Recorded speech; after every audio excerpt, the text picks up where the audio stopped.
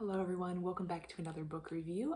Today I am reading a book that was inspired by one of the latest books that I read. So about a week ago I read Women, like a photograph collection by National Geographic, and I really enjoyed that book.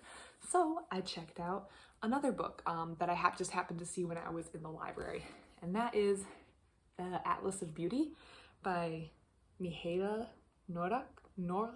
I don't know if I'm saying her name correctly. Hold it up so you can see her name. And this is another photography collection. Oh good, I opened to one of my favorite photos. This is one of my favorite photos in it.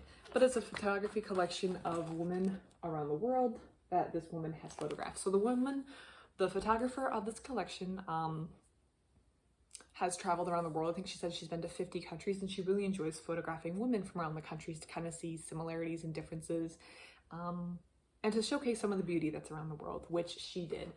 And I really enjoyed this book. So this one had a little more caption to go with each picture than the National Geographic one did. So they had like a couple paragraphs as she would talk to them.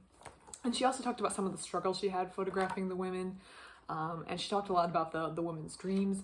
Basically, this book made me realize how lucky I am to be born in the country that I was born into. I have not had to struggle like a lot of these other women have in the same ways. And it's interesting to see people's beauty and spirit shine through, even when everything in their life would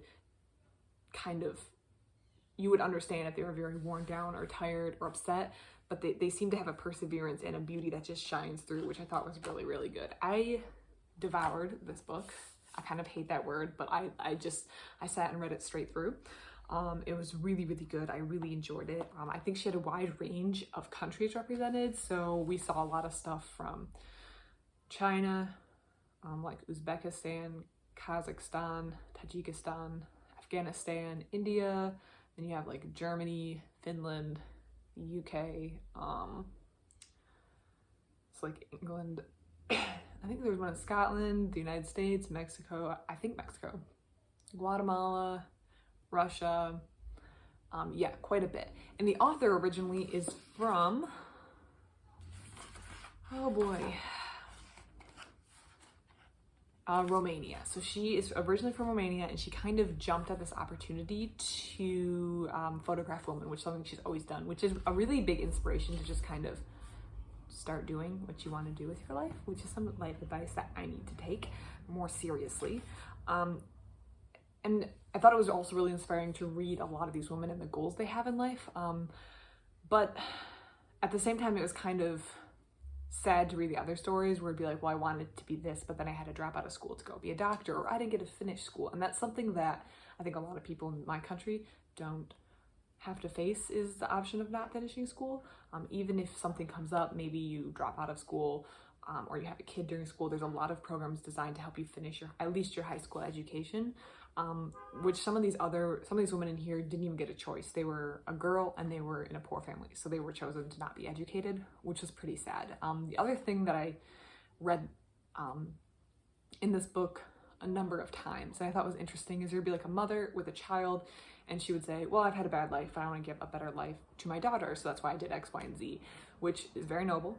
This is not the sentiment, but it also makes me think, well, you also deserve to have a better life. Like your life isn't over now that you have a kid. And I get that you're now going to do things to give your kid a better life, but you also deserve a better life on top of your kid deserving a better life, which is kind of inspiring to see these women going to these lengths to give their kids a better life, but you also really want them to have the best life possible. I wound up giving this book a 4-star. I do think the National Geographic photographic collection was better, which could purely come from one, having more diversity and perspective among the photographers, so you get a lot more diverse perspective. The National Geographic collection was also working with a wider range of like a broader, like more depth to their collection. So they obviously have like something like 100 years of photographs through time and from all these different photographers, so they can really be selective what they put in there, and they can really represent a wide range. I think this is incredibly impressive because it's one photographer getting all this range just from her travels, which I think is the thing you have to keep in mind when you read this and compare it to the National Geographic one that I read. I think this is definitely a worthwhile read to pick up. I really enjoyed it. If you have read this book, or if you have any thoughts on it, or if you have it and you have a favorite photo that you'd like me to revisit, please let me know. I would love to see it and I'd love to hear about it. Other than that, have a great day.